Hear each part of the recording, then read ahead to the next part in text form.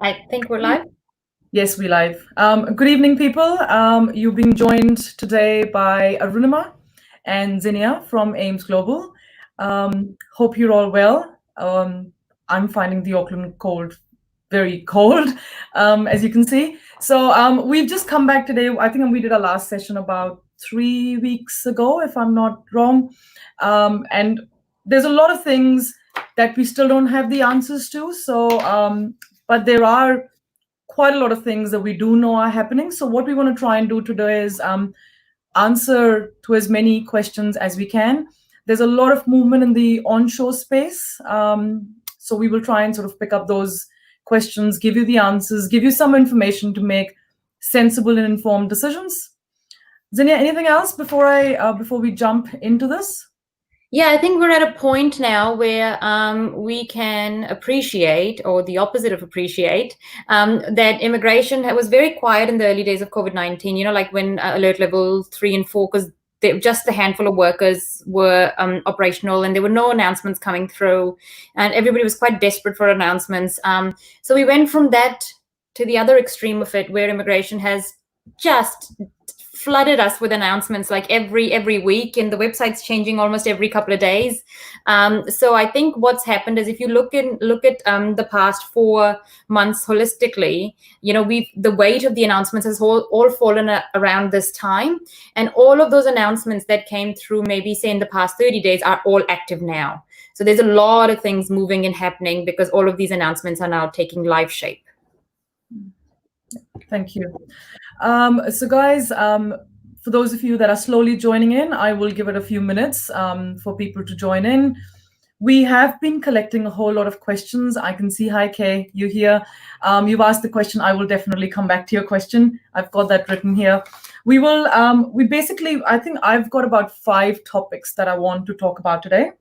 We want to touch very quickly on the border space and where that's sitting. Not brilliant news for a lot of the people that are sitting overseas. We don't have the answers for you, but we do want to talk about border exception and just let you know what has been announced so far. If something new gets announced tomorrow, promised absolutely that it will be published on our Facebook page. We want to spend some time talking about people that are students that are offshore, that are studying online, and what that means for them, because there's a lot of questions that have come from people that are doing these online courses and they're not sure how that impacts their post-study work visa. A lot of confusion in that space, so I want to spend some time talking about that. Immigration has advised that there are some changes around ANSCO that are coming end of July. Those changes were announced late last year, so we will briefly touch on those. We are expecting announcements from immigration on those changes anytime now, so we can literally just tell you what's on the website. But it'll give you a good reminder, but we have been advised by immigration that those changes are around the block. We do want to talk about SMCs. I know there's a lot of questions around delays with SMCs, and people have got their residence applications. What happens to their visas? They're coming to the end of the post-study work visas. So we'll touch on that. And then I want to really spend a lot of time going through the essential skills space. A lot of you have got your visas expiring on the 25th of September. A lot of you are looking at applying for essential skills, and almost most of you are very confused about what the requirements are. And I think it becomes really difficult because your employers don't understand. So what we want to try and do today is to be able to give you some information on all of this. So without further ado, Zinnia, let's just jump straight into this. We've got about 45 minutes of really packed session. We're going to try and take as many questions as we possibly can. Keep your questions pretty sharp and sensible, and make sure that we can understand the English. Otherwise, it's really hard to come back to the question. Zinnia, can you just take us through where the border exceptions are sitting at this stage? What has immigration announced? Okay, so with the border exceptions, I'm going to cover the 4 key exceptions. There's some about maritime crew and Air New Zealand land aircraft crew. I'm not going to go into that. So we've got border exceptions as they currently sit as of right now. We've got other critical workers. So these are people that employers can bring over on economic grounds. We've got critical health workers. So these are like people that work in oncology, hematology, aged care, home care, etc. There's a list on the website. We've got third is partners, and this could be partners of New Zealanders or temporary visa holders. Different policy applies.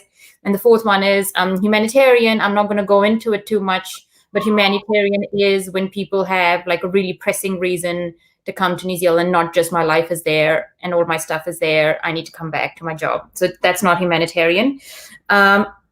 So we don't actually know what's humanitarian because the threshold is so high in humanitarian.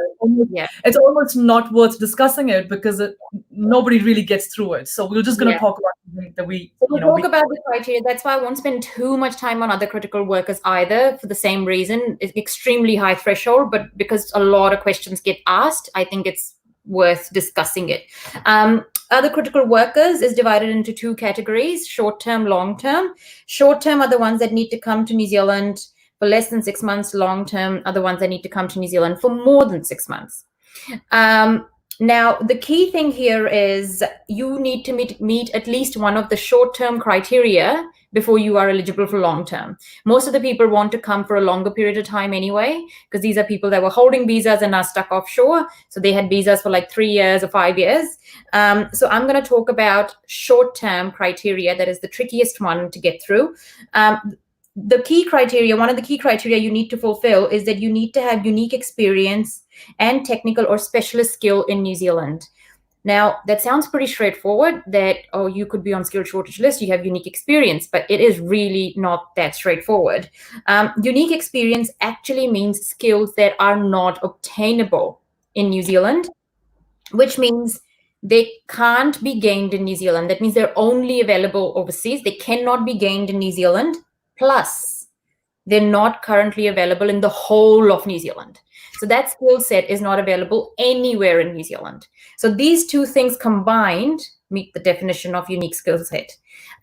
Once, say, if you have managed to cross that threshold, if you don't meet the unique skill requirement, then you have the other requirement where you can only work for approved government programs or projects. That's short term. It is very clearly listed on the website. And once, if you can meet one of these two requirements, then you can look at long term. Long term starts off with you need to be earning high salary, that is more than $51 an hour, or you have to be working for an essential science program, or again, one of the government approved programs. Immigration website does have a list of these government approved programs, so it can all be read there. Cool. And now we'll have a chat about partners. So partners can enter the border if they are if they're a partner of a New Zealand citizen or resident and either already hold a visa or was normally living in New Zealand, they can walk through the border. Zinnia, I think because it's quite a mouthful for people to digest. Quite a lot of let's try and break it down. So I'm going to pose a question to you. Try and pretend it's a scenario, and you give me the answer so people can actually understand. So a New Zealand citizen, resident living in the country, has a partner. The partner's based overseas. The partner's had a visa approved, but has never been able to come to New Zealand. Where do they stand? So if they hold a partnership-based visa, then they can just take the flight, depending on flights, they can take the flight and just come because they're a partner of a New Zealand citizen or resident. Now, say they were a partner of a New Zealand temporary visa holder. So that means the temporary visa holders in New Zealand and they were offshore, they have to be ordinarily living here in order to meet the criteria for border. So there is that difference there. So partners of temporary visa holders have to be ordinarily living in New Zealand. And they have to go through the exception process before you rock up at the airport. There is a process to apply, so don't just have the visa and rock up at the airport. So that's that. I think the other thing before we move away from the border space is I know that there's a lot of people that are listening that are registered nurses overseas. So if you're a registered nurse overseas, you have applied, you've done your OET, you applied to the New Zealand Nursing Council, and they've given you the CAP letter. So those of you that have gone through this process will understand what I'm saying. And you have an offer letter for the CAP courses. So we are working with all providers in New Zealand to organize these CAP offer letters. So if you have a CAP offer letter that starts before the 31st of August 2020, the exception applies to you, and we can apply for an exemption process to bring you into the country. I know for a fact that few institutes have got CAP courses starting in late July, early August, and that's perfect timing because we can, get the visa done. So that's the border exception. Yes. Just one thing to add to the border exception. If you are a partner, so say if you're a New Zealand citizen or resident and you got married in India, and you have not lived together with your partner for 12 months, or any considerable amount of time, your partner would have got a visitor visa general, but based on partnership, note, they are not eligible under the exemption process because you haven't lived together. And that's a really important one to note because we've had a lot of questions, and it's quite complex. So for those of you that they're not impacted by this, we can possibly pick up those individual questions later on. So moving along, because I know people will ask these questions as we go through the session. So I want to, give people a chance to ask questions so we can answer individual questions. And I think it sort of leads me quite nicely into a question that's asked here by Siddharth. It says, someone who's a student, you were a student in New Zealand, you went to your home country to study, you're now stuck there and you have been studying online because the provider is delivering the course online. You need to be really careful there. Immigration has given some very clear indications to the providers as well. So if your qualification is between level 7 and 10, that course has to be studied full-time for at least 30 weeks in New Zealand. So before you went to India, if you had already done the minimum 30 weeks in New Zealand, and then you're doing the rest, you're doing the few blocks or a few papers just to finish it off, that's okay. But then the 30 weeks have to be done in New Zealand because you need to understand that the post-study work visa instructions have not changed. Also, if you finish your course and immigration is not accepting those applications for processing for post-study work visa, there's also an issue because you can only apply for a post-study work visa within 3 months of your course completion. So there are lots of ifs and buts, so be really careful. Most of the providers should know this. I've been in conversations with ENZ and with INZ, the education sector, and they have advised that they have told very clearly to the education providers about this. If your courses are higher levels, or if your courses are, levels 4 to 6, then you need to have at least 60 weeks in New Zealand, and each has to be 30 academic years. So there are requirements that need to be met. So don't just go on and finish the whole course because then you won't be eligible for a post-study. So that's the bit about online study. I'll just keep letting the questions build up. Now, let's, Zinnia, can you just talk to us about the skilled migrant and what's the story? Because we know that there's huge delays, and I know there's, and I will come to the questions because people have asked me this question privately as well. But just tell us, where are we sitting with SMCs at this stage? So essentially, immigration has advised that they are, and even in the newsletter that we sent out last time, we mentioned it in there as well, that immigration has advised that they are allocating skilled migrant category applications weekly, even if they don't meet the priority criteria. And just to tell people, priority criteria is $51 an hour. So you earn $51 an hour or more, or you have occupational registration like nurse, teachers. So they have said that they are allocating even the non-priority applications on a weekly basis. But because the volume is so massive, it feels like nothing's moving. Because, like right now they're allocating it. It's possible from experience, we can say they're probably looking right now allocating like end of 2018, early 2019 applications. The other thing with SMC is that because of the amount of time it's taking for immigration officers, so it's allocated doesn't mean immigration officers going to pick it up and assess it. So by the time they actually come to assessing it, 12 to 18 months may have passed. So all SMC applicants need to expect that there will be an email requesting further information for updated information. So that's definitely happening.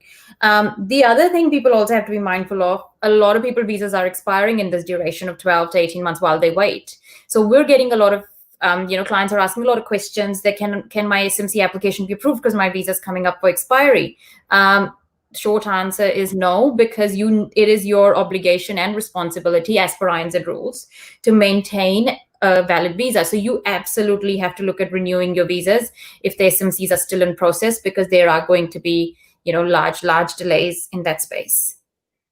And I think just one of the questions, I think Kay, you'd asked me the question.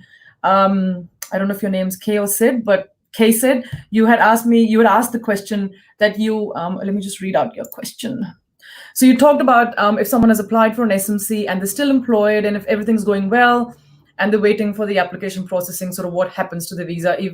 So I think you need to be quite careful. There is an exception process. So there is a category you can use where you can get a 1-year visa in essential skills space without advertising. But I'm telling people to be very careful, because if you are, maybe in today's environment, it may be a good thing to use because the labor market's quite tight. Things, are taking too long. So, but some people have already used the 1 year and now they're on the 6 months, and that may absolutely not be enough. And then you'll have to pay the immigration fees again in the next 6 months if the process takes longer. So just be, aware of your planning. I think the new visa, Kay, that you talked about is the one that I'm talking about. It's actually not a new visa. It's just a category within immigration. It's a policy that allows you to apply for an essential skills if your current occupation, if you're on the same occupation and then you've got a residence application for the same occupation. So that's the that's the category that allows you to bypass the labor test so that you allow immigration enough time to process those applications. Back in the day, a year was long enough, which is how the policy was designed. Clearly, in today's market, that's not sufficient, but those policies still remain the same, sadly. So anything else in the SMC space, Anya, before we move on? I think if people are interested, I can give some technical background on this as to what actually happens. So there is something called NZRP, which is the New Zealand Residence Program, for those that don't know. So NZRP is decided by the minister, so decided by the government, and it sort of it sort of decides how many people can be approved residents per year under different types of categories. And what happened is the last NZRP, and it's renewed every 18 to 24 months approximately. That's the time frame when it sort of the new data comes around. So last NZRP finished in December 2019, and there hasn't, so the government hasn't announced a new one yet, because COVID-19 has taken priority. And so what that's doing is immigration doesn't actually have new NZRP numbers. So they are working with their own, with their own system as to what they're going to do. They're kind of still working with the unofficial old NZRP numbers. But that is also why at the moment there is a little bit, they don't have enough clarity on this matter. So they are still progressing applications like they always did, because nothing else has been announced. And this is election year, so we'll see how that goes.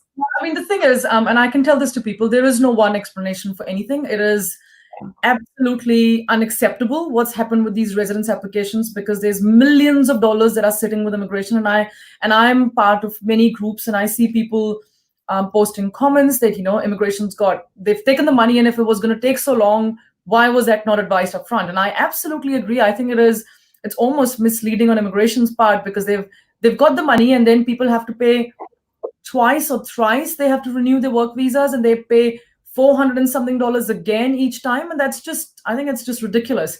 But this conversation is not sort of for us to address those matters, because we don't have the answers. We want to stick to facts. So we absolutely share the frustration. For an advisor like us that keeps our last installment on approval, you can imagine that it is a very frustrating outcome for us as well, to be able to wait 2 years or longer on our residence applications for our clients, and while they're all bottlenecks. So I think we're all feeling the pain on this. We can't obviously change it. We can, do things together, but at this stage, we want to try and give you that information. So if you have SMCs that are under processing and your visas are only, they're not really long enough, then please plan accordingly for longer visas. On the SMC, I can see people are joining in. I think there's about 80 people that are watching this now. And I can see there's more people joining in. For those people that have got SMC applications and have lost jobs, so there's, we do get this question asked quite a bit. Or you were in a job and you've now got a better job, there is a provision as well. So if you say, for example, are on an essential skills and you're working as, a retail manager, and you've made an application to immigration, but now you've actually got another skill job, which is you feel a lot safer, it's in a safer zone, and there are ways that can be done. So we can change your essential skills. So we can do a new essential skills visa get you onto that occupation, so you're working. And because these residence applications are taking so long, we can actually update that offer letter in an existing application. So if that's your situation, don't let go of a good opportunity just because you stuck on a visa and you've got a residence under processing. So I do know for some people that some of the residence delays aren't blessing, sort of like a blessing in disguise, because a lot of those people have lost jobs, and so they are just hoping that if they get another visa or an open work visa through the partner or something, that they have other opportunities for finding jobs. So it is just, but you can absolutely change an offer.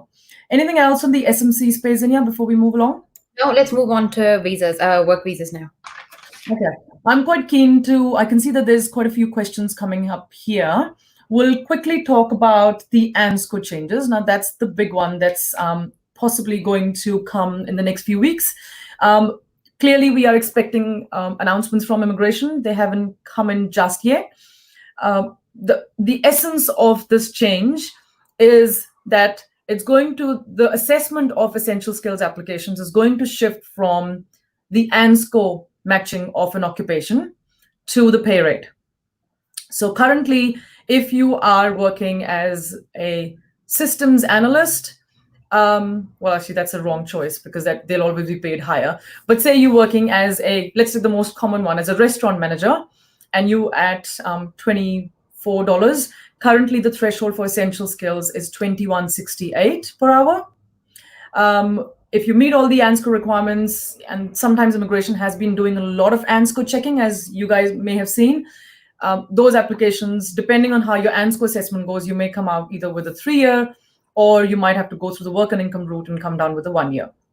Now, that's sort of immigration's proposing that to change. Zinia, can you just talk to us about the changes?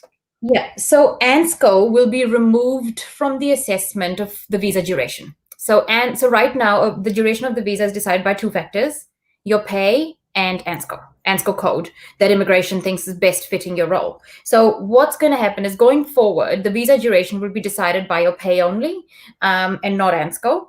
However, ANSCO assessment doesn't disappear, because immigration still needs to know what ANSCO code you will be, so they can decide whether you're suitably qualified as per ANSCO, and if you meet the market pay requirement for that ANSCO. So bear in mind, ANSCO is being removed from deciding the visa duration, but it's still in there for other parts of it. For those that are new to essential skills, this is going to sound hogwash and a lot of technical jargon. So I don't want to go into it too much, because it can confuse people quite a bit. Yeah. I think just as a summary for people that are listening, the simple one pointer for you to take away on this is that just because you're on 2550 does not mean that you will just come out automatically with the 3 years. There's a lot of other things that need to happen, and it doesn't absolutely mean if you get 3 years that you're eligible for residence. It's completely different assessments. Let's jump into the questions, Anya. There's quite a lot that have built up. I think the one thing I probably just really want to add for the 2020 changes, a lot of people out there think that if you are 25, 50 and above and you get a 3 years, that means even on a low skill role, you're eligible for residence. SMC instructions have not changed. They are not going to change. There's no planned changes for SMC instructions at the moment. So those two things don't relate. Just if you're a low skill, the SMC, you're still not eligible. So just for you guys to know, the assessment of essential skills, and it sounds really confusing, but the assessment of essential skills is almost going to be disconnected from residence pathways. So very, very different pathways of assessment. So Jatinder, you've asked us the question, are there any updates on ANSCO 1.3 mid-2020 changes? So these are what we just talked about. It's mid-2020. So we don't really know when that is going to come out, but this is all part of those changes. There was going to be ANSCO 1.3 that was going to come out. We don't have the date, but we're hoping that it's soonish. That's when all those exception occupations can actually be aligned in the new ANSCO to the code that they need to be in. I'm hoping that it's around the corner. All of us are holding our breath. Any scholarships? So Chirag says, are there any scholarship announcements by government for international students? Chirag, yes, there's quite a few scholarships for international students.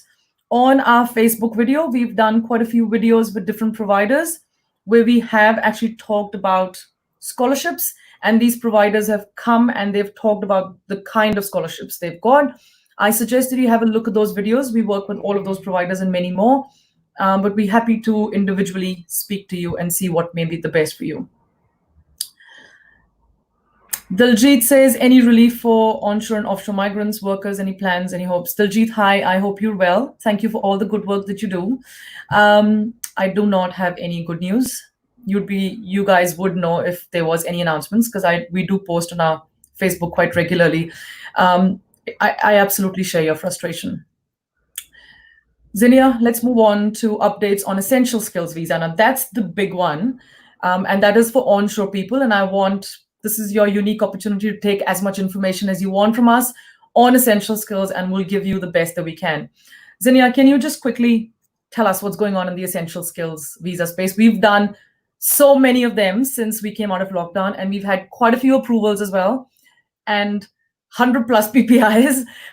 So tell us what's happening. I'm going to do a quick version of this because we're at 6:56 p.m. We have RFIs coming through because all the applications have been opened up. RFIs means immigration's requesting further information. We have PPIs coming through. PPI means potentially prejudicial information. It's a concern letter from immigration, and mostly they are all around labor market testing, especially if your advertising was done pre-COVID. So immigration's asking you to provide updated evidence because labor market has changed.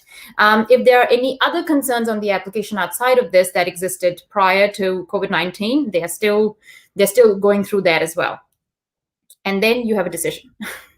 Yeah. Pretty much, and then you get a decision after that. But right now, a lot of these applications are still within this process, and in terms, some old applications have reached decisions, but most of them are still within the process. Yeah. And I think for those of you, because I've spoken to many of you that are going to be joining today, if you've got an employer and I know that a lot of employers want to support you, but they don't see the logic in advertising that role because they've got you in that role. One of the things that we've been doing through our practice when we sign up a client is that we will always engage with the employer, and we are advising employers because they're very confused as to why they need to advertise because they've got you. And that's where we have those conversations explaining what the policy requirement is.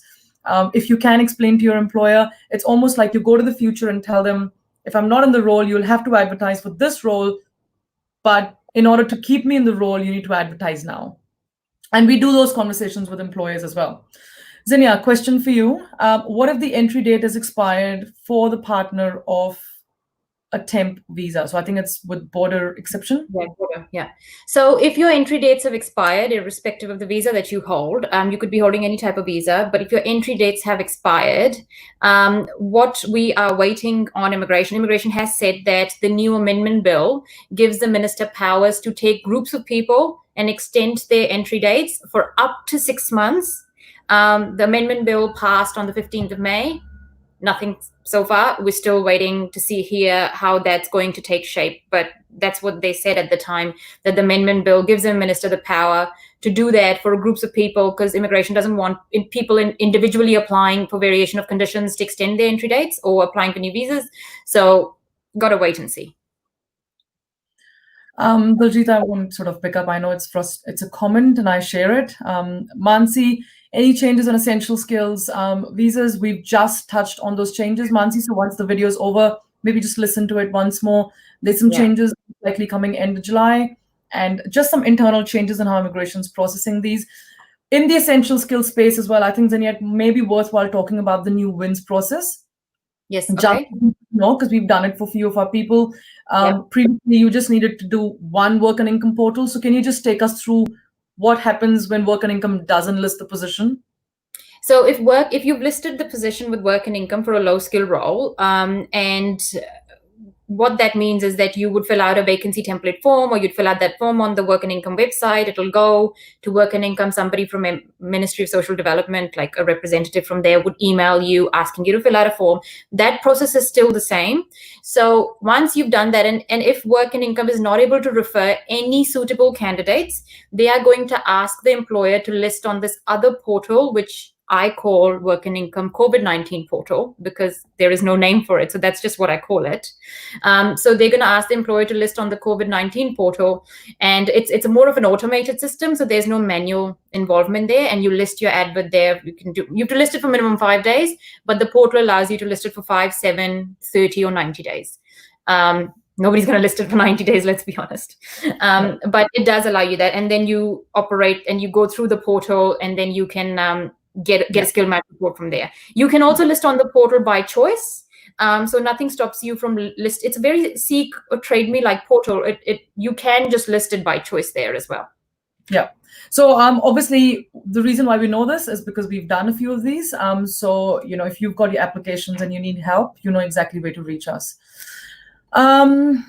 We've talked about partners, update for offshore partners to join husband in New Zealand.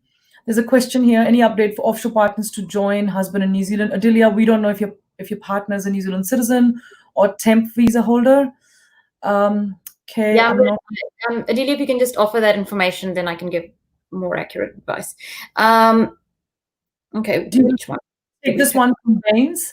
It says, any new rules coming for SMC? I've heard about if wages will be equal or more than 25.50, then only you can get 3 years. Otherwise, you will only get 1 year. Is it true? Well, it's got nothing to do with SMC, but it's not SMC changes. These are essential skill visa changes coming possibly at the end of July. Official announcement awaited, but what you're saying is correct. Yeah. Okay. What if that visa runs out? Like I said, you should start thinking about planning for a proper new essential skills visa. And I will need to know more about the case to be able to advise further. I love the hashtags that you've got. You've got hashtags everywhere. Okay. Dinesh says, what if someone already finished his 3 years low skill visa and got manager offer in retail? Is there any possibility to get 3 years visa?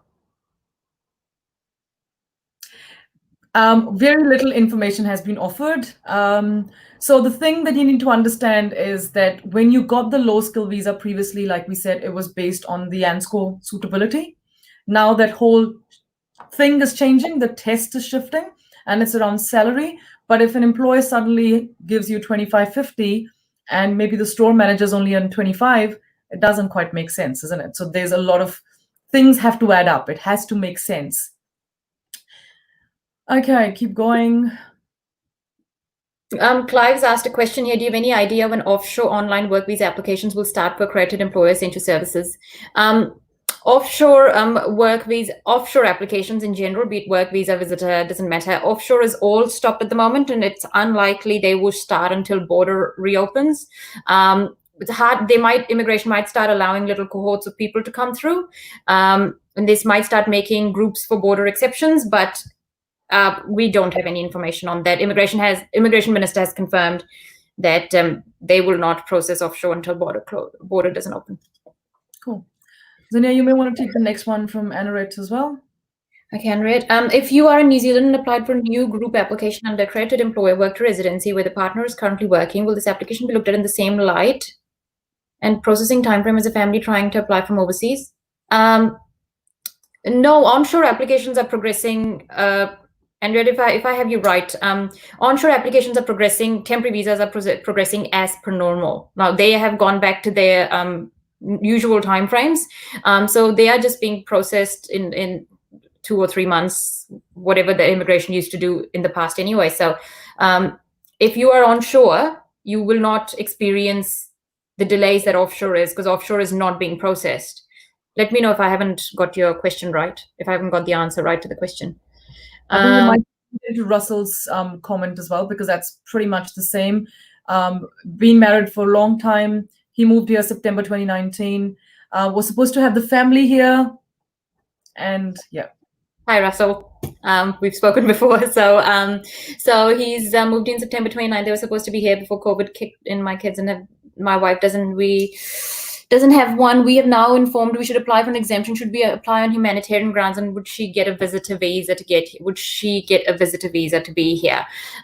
Humanitarian grounds, Russell, the threshold still remains really high.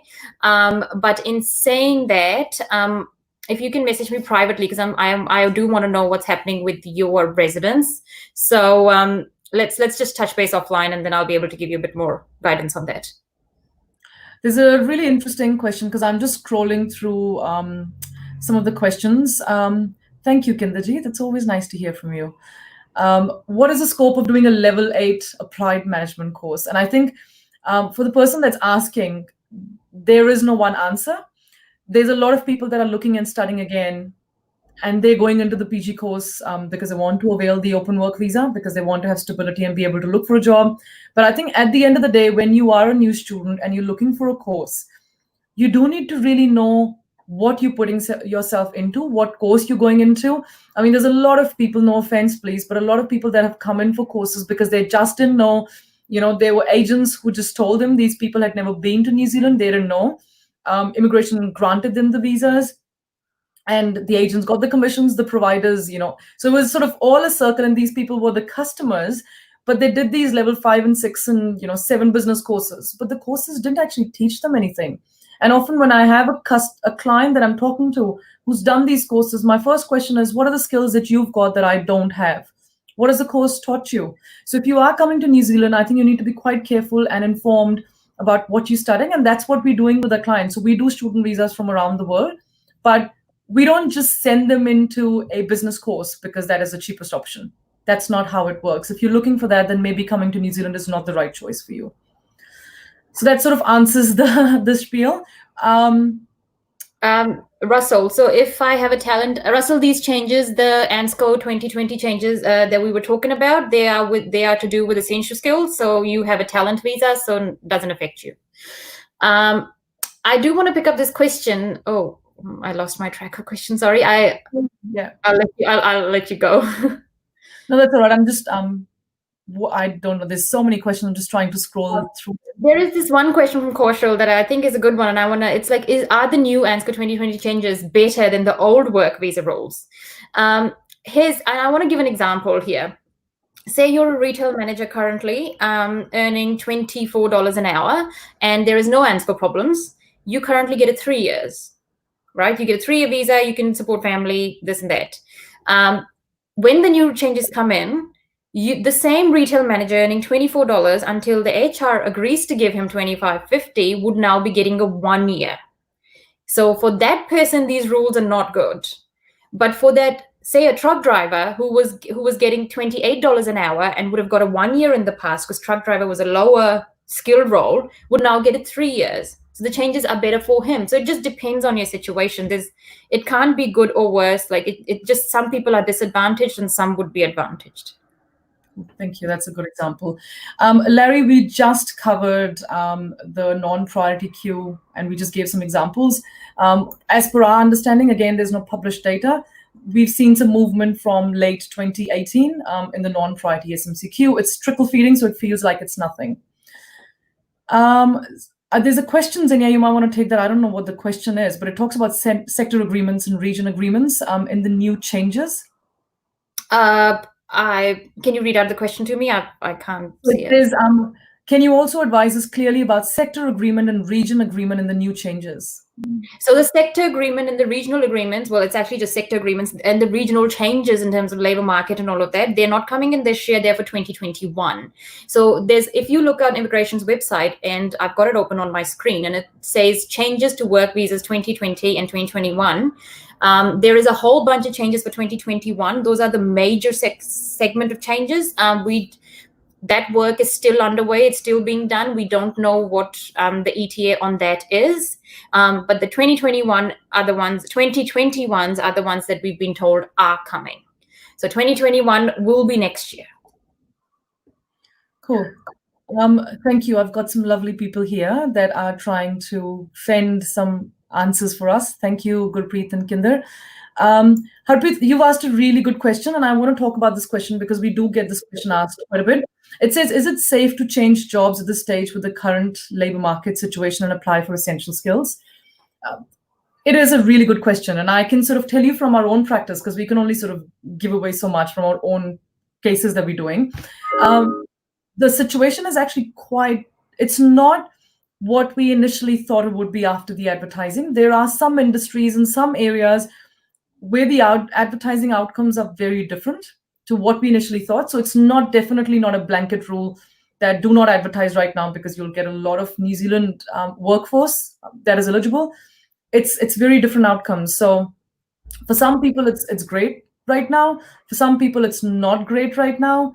For some people, the ANSCO changes are great. So it just depends on your situation. And I'll be quite happy to chat to you to be able to advise if all of this is a favorable situation for you or if you should just stay where you are. And then you can make a decision. Work, Zinnia, for you, work to residence visa holder can apply for a VOC from offshore? No. So nothing can be applied from offshore. So like the thing is, nothing will physically stop you from applying. Now, bear in mind, VOC is a paper process. But say if it was a digital process, nothing's physically stopping you from submitting the application, but it's not being assessed. So no offshore applications are being assessed right now. So Chandan, I'm picking up your question. We've actually covered this question, but I'll get to it anyways. So if you have a residence application under processing and you've lost your job, like I said, if you've lost your job and the application's still in the queue, there's quite a while to it. You've got the time to be able to look for another job and update that offer letter as long as it's still skilled.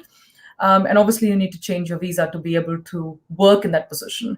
And in these circumstances, sort of the delay in residence is sort of favorable, but not such a long delay because so until you do have the provision to change an offer letter, make amendments in your residence application. Zinnia, you took Larry's question. You may want to take the next one as well.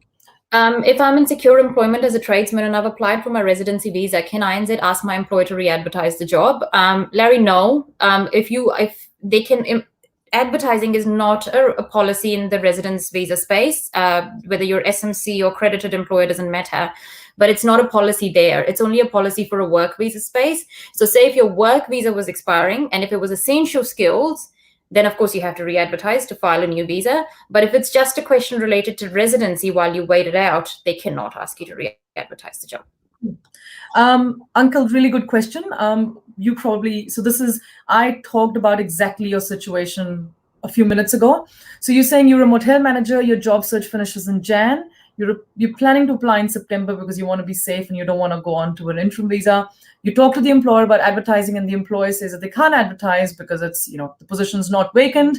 And so why should they advertise? Because you're in the role and it's illegal as per Employment Act. Zinnia, we might actually want to do something on our Facebook, just a small post to address people on this.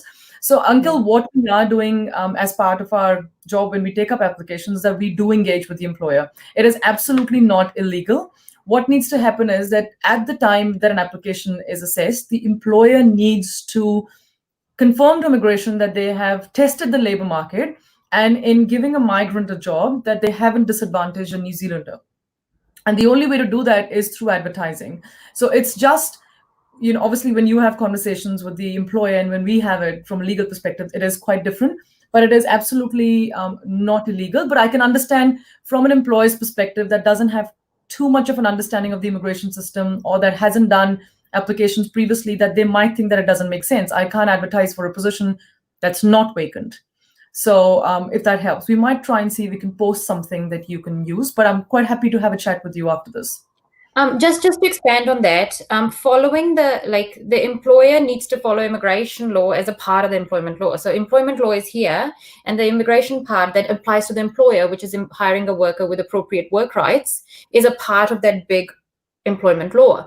And a smaller part of the following that immigration law is that you should be on a correct work visa to work with your employer. Now, if they're not advertising for the role, which is a part of the immigration law, then you can't get a new visa. That means they cannot apply, they cannot support your visa. You can't get a visa. The role will become vacant. They will have to advertise. Yeah. So it's an exercise that needs to be done before you get to that point. Yes. Jaina, you're asking how long is it going to take to get an office allocated for an application SMC submitted in 2020? I don't know, very long. Hold your breath. Don't know. When are the EOIs going to open? Zinnia, that's a good one. So like from we attended a recent webinar with Immigration New Zealand, and the words that they used, that they are actively considering on when to reopen the EOI. So we don't have a date yet, but work is actively going on reviewing that. Zinnia, I don't remember this, and I might be putting myself out there, but was it 3 months when it first got suspended, or am I just dreaming this number? There's so many changes. So that it was 3 months in the amendment bill from when it first suspended. So a lot of people have thought of it that, so if it's 3 months from when it was first suspended, and it was suspended in April, so that's how people are calculating it. But sometime on the 7th of... Yeah, but then also bear in mind, the Amendment Act also said 3 months suspended at a time, which means they can do it in chunks. So they can do 3 months and they can do another 3 months. So in one go they can do up to 3 months. No announcements on this, so nobody knows. But as soon as anything is announced, we will post it for you guys to know. So please follow our Facebook page so you know when it changes. Aditya says, any updates on post-study work visa holders? Aditya, there's no changes in that space that we've heard of, and I really hope that that's one category that stays as it is. So luckily, nothing that we've heard about it so far. Jatinder says, I want to know how early I can apply for my next visa. It's expiring starting next year. Can I apply by October this year? You can apply as early as you want, really. So there's nothing stopping you from... Actually, this is a good point. That's a good question. That prompts me to one of the other things immigration said on the webinar. They strongly advised us to encourage our clients to apply as soon as possible because of the delays that are happening, and you never know what might happen again in the COVID-19 space. Melbourne, we've seen what's happened there. So they are suggesting people to apply as early as you can. And also the other thing is, leading from that question, 9th of July, because everybody knows that anybody's visa who was expiring between 2nd April and 9th of July was auto-extended to 25th of September. There are no further auto-extensions. There's no more extensions. Your 25th expiry, 25th September expiry is as it is. And people whose visas are expiring 9th July onwards need to really, really be getting ready to... if you haven't already started the process, you really should get onto it ASAP. Cool. Okay, guys, and I think that sort of brings us to pretty much the end of our... because we wanted to do it for 40 minutes. We've kind of gone over time. Just some leaving comments. If there are any questions you've got, please ask the questions. Our team will pick up these comments tomorrow morning, and we will individually respond to you. So please feel free to ask us questions. If we need more information before we can answer those questions, we will private message you and ask you those questions, or we can have phone consultations. Our first consultations are free. So you can chat to us and we can know your details, and then we can take it on from there. Just some leaving comments on essential skills, because that is the flavor of the month. Well, it's going to be for the next wee while. One, if your occupation is in one of the skill shortage lists and you meet the requirements of that list, please do take note that you have to meet the requirements. So if you're a chef and you just say, I'm a chef, but I don't really meet the requirements of LTSSL, that's not going to cut it out. If you're a baker and you don't meet the requirements of the regional skill shortage list, that's not going to cut it out. Your employer will need to advertise in those situations. But if you meet the requirements of the skill shortage lists, you do not need to advertise. Your employer does not need to advertise for the role, because immigration understands that there is a recognized shortage in those areas. There's occupations in the regional skill shortage list. There's occupations in the construction and infrastructure shortage lists. So just be aware of that. The second thing to note that I just want to leave as a parting point is when, if your employers are not wanting to advertise because they think that the vacancy is there because you're working there, please have the conversation that we've advised, because there is nothing that they're not doing anything against the employment law by advertising for the position, even if you're in there. So make sure that you completely understand that. Also, a really important point, I have a lot of people that come and say, I want to apply for essential skills. I want to work in Domino's, and I've worked in Domino's for 3 years. My employer really, I've worked there for 3 years. I'm really good. My employer really likes me. That's all irrelevant to essential skills. How good an employee is and how long you work there is actually completely irrelevant to essential skills instructions. Zinnia, anything else in that space before we close it off? I think probably the only thing, the comments that I will give is that, with advertising, it is important that the advertising is very uniquely reflective of the job. So any special skills that are required, any unique licenses that are required for the job, that the advert reflects all of that. And then advert should not go ahead, like the person who's applying for the visa also has to meet the advertised requirements. Like don't go ahead and ask so many things in an advert that you yourself will not end up meeting. But the advert has to be reflective of the job, and it cannot be inflated because immigration is picking that up. Yeah. So I think there's a lot of work that needs to be done on the groundwork. When people come and say, you know what, my whole essential skills application is ready, can you just submit? It doesn't work that way, because your advertising is like the groundwork for the building. And if the ground floor is not built in properly, the whole building's going to fall over. So I think with that, thank you for joining us, guys. Hopefully we have answered as many questions as we could. We could stay here all night and the questions will keep coming through, but we do need to close it off. So thank you. If you have any questions, you know exactly where to reach us. Stay safe, stay warm, and be careful. Cindy, anything else from you before we close it? No, I think that's it. I'm really hungry, so go have dinner. See you later, guys. Thank you for joining us. Bye.